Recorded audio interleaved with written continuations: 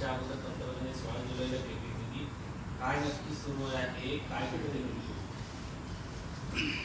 आता isakal.com आहे देशातील नंबर 1 ची मराठी न्यूज वेबसाईट. प्रत्येक अपडेटसाठी isakal.com ला नक्की भेट द्या. राष्ट्रपतींची भेट, प्रधानमंत्री, गृहमंत्री या प्रमुख लोकांनी घ्यावं यात आश्चर्य वाटण्यासारखं काही नाही. सध्या आपल्या देशामध्ये राष्ट्रपतींचे अधिकार काय आहेत हे आपल्याला माहिती आहे आणि राष्ट्रपतींच्या सल्ल्यानं सरकार किती काम करतं हे सुद्धा आपल्याला माहिती आहे. आज राष्ट्रीय स्वयंसेवक संघाची सुद्धा एक महत्त्वाची बैठक आहे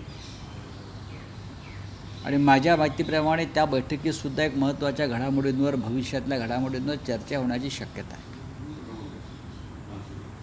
जे सातत्यानं सांगितलं जातं की सप्टेंबर महिन्यामध्ये या देशामध्ये महत्त्वाच्या राजकीय घडामोडी घडतील, त्याच्याविषयी आम्ही स्वतः सगळे जे राजकीय विश्लेषक असतो, जे आमच्या कानावर गोष्टी येत असतात, तर आम्हालाही वाटतं की सप्टेंबर महिन्यामध्ये या देशामध्ये महत्त्वाच्या राजकीय घडामोडी घडू शकतात. आता राष्ट्रपतींना प्रधानमंत्री भेटणं हा त्यांच्या कामाचा एक भाग आहे. ते राष्ट्रपतींना भेटायला जातात हेच महत्त्वाचं आहे. राष्ट्रपतींना ते भेटायला बोलवत नाहीत ही बातमी आहे. या देशात सध्याचं एकंदरीत कामाच्या पद्धती पाहता काही होऊ शकतं. ठीक आहे, पाहू काय होतं आहे ते. सर, निशिकांत दुबे यांनी म्हटलंय की मुंबईमध्ये फक्त 30% मराठी लोक आहेत आणि मुंबईला बनवण्यासाठी उत्तरपूर्वेत बिहारी लोकांचा मोठा वाटा आहे. पालिका निवडणुकीत दोन्ही ठाकरे, मनसे आणि शिवसेना दोन्ही संपूर्ण असतील असाही दावा त्यांनी केला. बघा, तुम्ही फार महत्त्व देता एखाद्या व्यक्तीला जो महाराष्ट्राच्या विरुद्ध, मराठी माणसाच्या विरुद्ध बोलतो आहे आणि त्या बोलण्याला राज्याचे मुख्यमंत्री देवेंद्र फडणवीस हे एक प्रकारे त्यांचं समर्थन करतायत. आपण सगळ्यांनी, दिल्लीतल्या लोकांनी ह्या प्रवृत्तींना खतपाणी घालू नये. हा महाराष्ट्राच्या आणि मराठी माणसाच्या अस्मितेचा विषय आहे. असे अनेक दुबे आले आणि गेले. मुंबईसह महाराष्ट्र अखंड आहे. 106 हुतात्म्यांच्या बलिदानातून ही मुंबईसह महाराष्ट्र आपल्याला मिळालेलं आहे आणि ते 106 हुतात्म्यात दुबे चौबे मिश्रा नाहीत, बरं का. हे या निशिकांत दुबे यांनी समजून घेतलं पाहिजे. छातीचा कोट करून महाराष्ट्र लढला, मराठी माणूस लढला, गिरणी कामगार लढला, तेव्हा ही मुंबई मराठी माणसाला मिळाली. आता ते म्हणतात की कोणाच्या घामातून, श्रमातून तुम्ही ते पैसे कमवायला आलात ना, तुम्ही घाम गळायला आलात, म्हणजे तुम्ही मुंबई ओरबडायला आलात. तुमच्या राज्यामध्ये नोकऱ्या, उद्योग, धंदे नसल्यामुळे तुम्ही मुंबईत आलात, नाहीतर तुम्ही कशा करताय? आपण इकडला पैसा मुंबईच्या बाहेरच घेऊन चाललात, आपल्या राज्यातच घेऊन चाललेलात. हे दुबेला कळायला पाहिजे. मराठी माणसाच्या पोटावर आपण मारून ही मुंबई तुम्ही लुटत आहात, हे सुद्धा तेवढंच खरं आहे ना. आपण काय मुंबईचं फार मोठं भव्य अशी मुंबई निर्माण करण्यासाठी ते आला नाहीत ना. एकीकडे पंतप्रधान नरेंद्र मोदी सातत्यानं नेहरूंचं नाव घेऊन टीका करतात. महात्मा गांधी उच्च देखील सातत्यानं धोरणाबद्दल बोललं जातं. मात्र आता गडकरींनी नेहरूंचं आणि महात्मा गांधींचं नाव घेऊन कौतुक केलंय, स्तुती केली. नितीन गडकरींनी किंवा अन्य कोणी पंडित जवाहरलाल नेहरू, महात्मा गांधी यांचं नाव घेऊन देशाच्या जडणघडणीतल्या आणि विकासातल्या योगदानाविषयी जर ते काही बोलले असतील तर त्यात चुकीचं काय? भारतीय जनता पक्षामध्ये आणि सरकारमध्ये सध्या सगळ्यात समजदार मंत्री कोणी असेल तर ते नितीन गडकरी हेच आहेत. म्हणजे नितीन गडकरी यांनी नेहरूंचं नाव घेतलं याबद्दल त्यांच्यावर कारवाई तर होणार नाही ना, अशी शंका मला येते. म्हणजे नेहरूंचा किती द्वेष असावा. आमच्या मुंबईमध्ये मेट्रो रेल्वे स्टेशन आहे, ते कुठे आहे? त्यांनी म्हटलं आहे बघा ना, विज्ञान केंद्र, सायन्स सेंटर. मुळात ते नेहरू सायन्स सेंटर आहे, पण नेहरू काढलं नाव. मुंबईत वरळीमध्ये नेहरू सायन्स सेंटर हे एक महत्त्वाचं ठिकाण आहे, पण मेट्रो स्टेशनला नाव देताना सायन्स सेंटर ठेवलं आणि नेहरू काढलं. एवढा द्वेष जर कोणाच्या पोटात असेल तर त्या देशावर राज्य करायला लायक नाही. बोरिवलीचा मेट्रो स्टेशनमध्ये संजय गांधी राष्ट्रीय उद्यान आहे. अख्ख्या मुंबई महाराष्ट्राला ते संजय गांधी राष्ट्रीय उद्यान म्हणून माहिती आहे, पण तिकडल्या मेट्रो स्टेशनला नाव देताना त्यांनी राष्ट्रीय उद्यान म्हटलं, संजय गांधी राष्ट्रीय उद्यान म्हटलं नाही. हे या देशाचं दुर्दैव आहे की इतकं द्वेषपूर्ण पद्धतीनं काम करणारे राज्यकर्ते या आम्हाला देशाला लाभलेले आहेत. नेहरूंचं नाव तुम्ही काढता, जी नेहरू सेंटर नावानं, नेहरू सायन्स सेंटर नावानं प्रसिद्ध आहे ती जागा, तिकडे तुम्ही नेहरू काढता आणि सायन्स सेंटर टाकता. टाका ना नेहरूने तुमचं काय बिघडवलं? तुम्ही नेहरूचंच खाताय ना. त्याच्यामुळे नितीन गडकरी साहेबांनी नेहरू गांधींचं योगदान जर मान्य केलं असेल तर मी त्यांचं अभिनंदन करतो आणि त्यांच्या समजदारीला सलाम करतो. सर, तिसऱ्या आठवड्यामध्ये डिनर डिप्लोमसी म्हणतात इंडिया आघाडीची. उद्धव ठाकरे येणार आहेत का आणि डिनर डिप्लोमसीमध्ये कोणकोणते विषय चर्चेले जाणार आहेत? इंडिया आघाडीची बैठक 7 तारखेला आहे, संध्याकाळी 7 वाजता. राहुल गांधी त्या बैठकीचे निमंत्रित आहेत. त्यांनी सगळ्यांना स्वतः फोन करून या बैठकीचं निमंत्रण दिलेलं आहे. माननीय उद्धव ठाकरे यांच्याशी सुद्धा राहुल गांधींची चर्चा झाली, किमान 3 ते 4 वेळा चर्चा केली आणि आग्रह केला की आपण दिल्लीमध्ये येणं आवश्यक आहे. शिवसेना पक्षप्रमुख उद्धव ठाकरे हे 6 तारखेला दुपारनंतर दिल्लीमध्ये येतील आणि 8 तारखेपर्यंत ते दिल्लीमध्ये आहेत. 7 तारखेच्या बैठकीला उपस्थित राहतील. त्यांच्या काही गाठीबिटी ठरवू शकतात. 7 तारखेला दुपारी 12:30 वाजता ते संसद भवनातील शिवसेनेच्या पक्ष कार्यालयाला भेट देतील. काही संघटना ज्या आहेत, कामगार संघटना, त्या कोर्टात जात आहेत.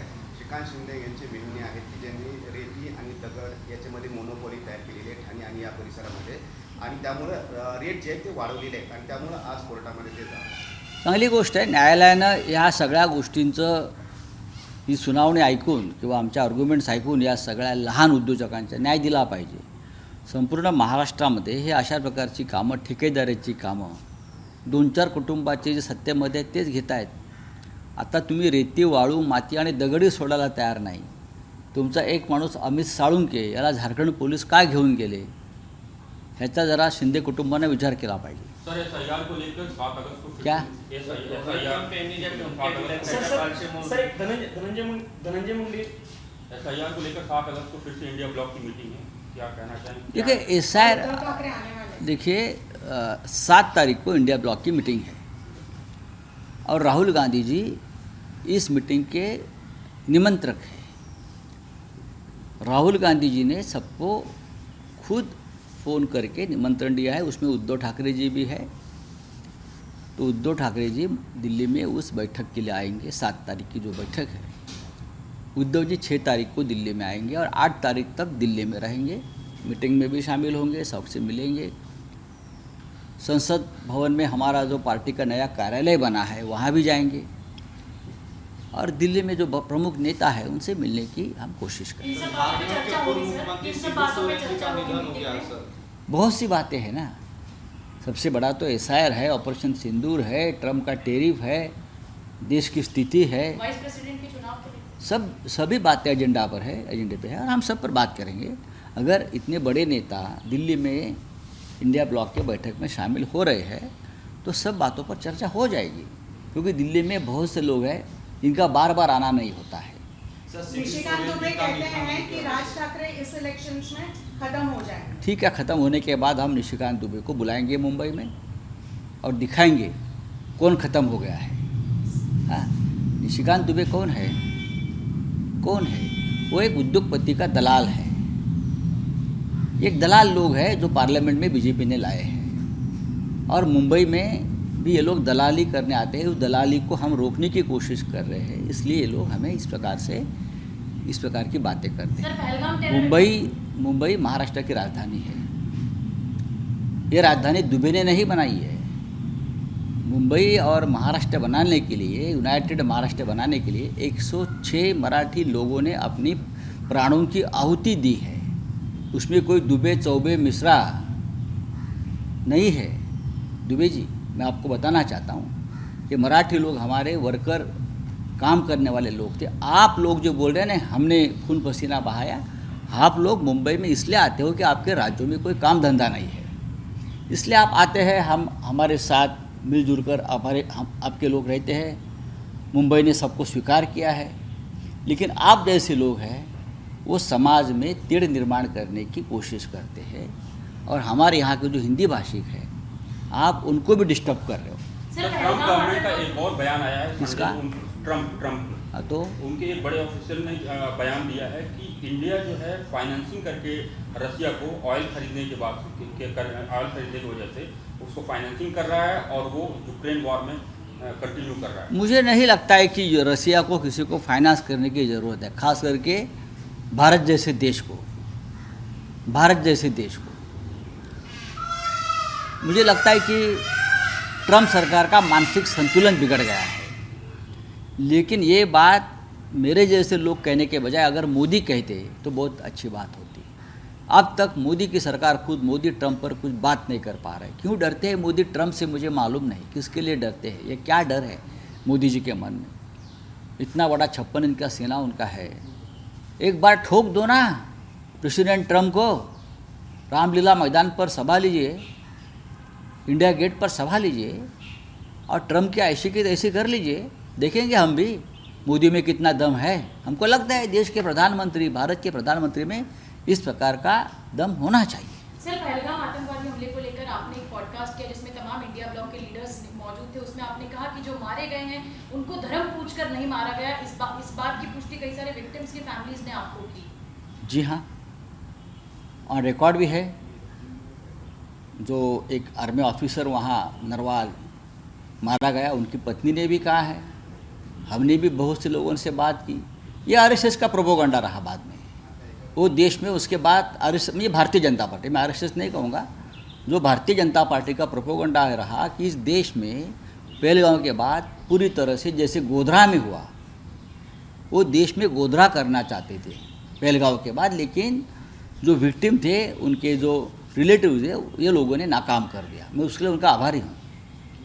ये पहलगाम के बाद पूरे देश में गोधरा जैसी परिस्थिति निर्माण करने चाहते थे, और देश फिर एक बार इस तरह से हिंदू मुसलमान दंगे में आग में लपेटना चाहते थे। इलेक्शन कमीशन पर एक बड़ा आरोप पी चिदम्बरम ने लगाया है। कहा है कि बिहार के वोटर्स को जो माइग्रेट हो चुके हैं उन्हें तमिलनाडु में शिफ्ट किया जा रहा है। लगभग 6.5 लाख वोटर्स ऐड किए जा चुके हैं। ये सच है।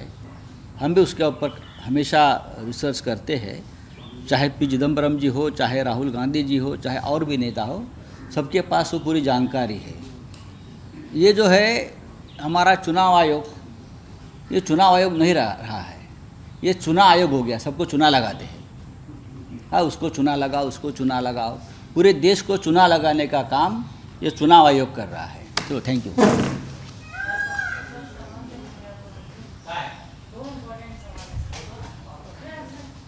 शिबू सोरेन जी का निधन हो गया, वो भी सवाल है जी।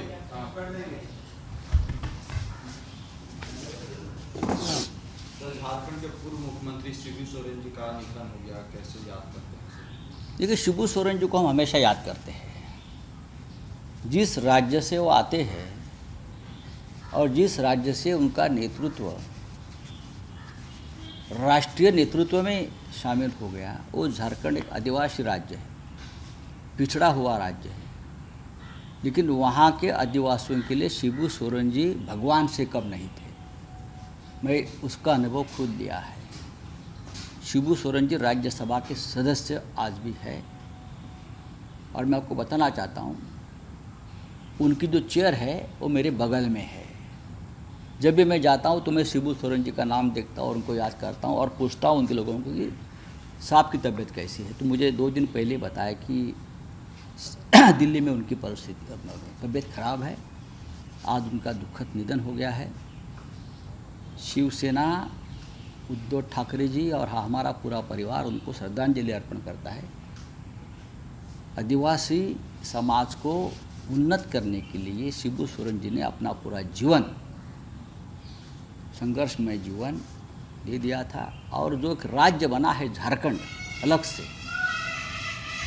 उसके लिए भी शिबू सोरेन का संघर्ष और योगदान, शिबू सोरेन जी का हम कभी भूल नहीं सकते। सर, सनातन को लेकर कई सारे कमेंट किए जा रहे हैं, भगवा टेरर, सनातन टेरर। कल हमने देखा जितेंद्र आवाड ने कमेंट किया और अब जो है कई सारे नेता टेरर होता है, टेररिज्म होता है, ना ग्रीन होता है, ना भगवा होता है, ना हरा होता है, ना लाल होता है, हाँ, ना भगवा होता है। ये गलत धारणा है। कुछ लोग टेररिज्म को अपने अपने हिसाब से राजनीतिक रंग देते हैं। एजुकेशन ही सनातन की बेड़ियां तोड़ सकता है। क्यों नहीं? एजुकेशन तो सबको चाहिए, हिंदू को चाहिए, मुसलमानों को चाहिए, क्रिश्चियन को चाहिए, आदिवासियों को चाहिए। एजुकेशन के बिना देश और समाज आगे नहीं बढ़ेगा ना। लोग टेररिस्ट क्यों बनते हैं? उनको रोजी रोटी रोजगार नहीं है, एजुकेशन नहीं है, इसलिए तो नक्सलवाद बढ़ गया ना। देश विदेशातील प्रत्येक घडामोडींचे लाईव्ह अपडेट मिळवण्यासाठी आता साम टीव्हीच्या सर्व सोशल मीडिया प्लॅटफॉर्मला लाईक, फॉलो आणि सबस्क्राईब करा। तसंच सर्व नोटिफिकेशनसाठी बेल आयकॉन प्रेस करायला विसरू नका।